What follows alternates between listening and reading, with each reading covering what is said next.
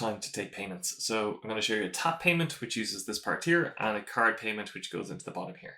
So let's take John Test here as the test patient, and let's do a charge. Lots of different ways you can issue a charge inside Socrates. So let's do a tap payment first. So anything under 40 euros is a tap. I'm going to click this, and all the bottom section here will pre-fill. It'll know to go to push to the credit card Billink Terminal here, so I can save and close. What it'll do now is it's looking for any terminals that have been set up to my practice, which you've done in the other video. The virtual terminal or the physical terminals, I'm going to click on my left reception terminal, which is one I've set up. And because it's a 40 euro fee, I know I can tap this off this section here. So I get my card, tap it there. It'll process that payment in about 2 to 3 seconds, and it's approved. And it's synced back to your Socrates system, but it's instantly synced back to your Socrates system. There's no lag like there is with the remote payment links that we have, and we're working on speeding that up, but this is instant. I can send a receipt to the patient if I want directly from here, or I can close out. So that was a tap.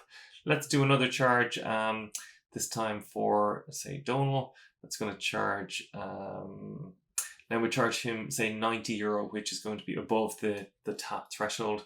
Save and close. Again, it's going to be the same routine as the last time. You can push it to virtual if you want to type in the card numbers. We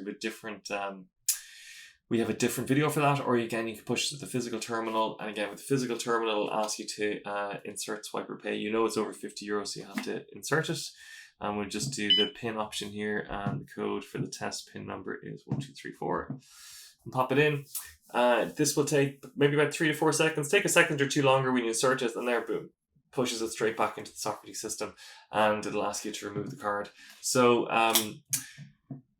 you can cancel transactions, you can refund transactions, you can send a receipt from here. In fact, let's create a charge to show you how to cancel it as well. So let's say I'm back in here, and let's say for myself, I'm going to charge myself and cancel it. So let's say we get down here, 90 euro charge, I'm pushing it to the terminal.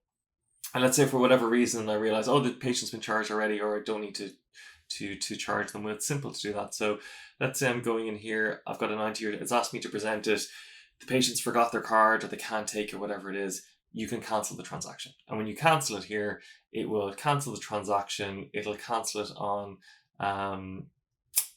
the terminal as well, so it's not tied up and it's gone. And then you can close out here, nothing's happened. So there's no outstanding amount in the back end either inside Socrates for the patient. So there you go, that's how to tap, that's how to insert the card, that's how to cancel the transaction. Refunds and everything work as normal inside the billing portal. You can just go into transactions, refund from there, and that's it. So hopefully you find that really useful.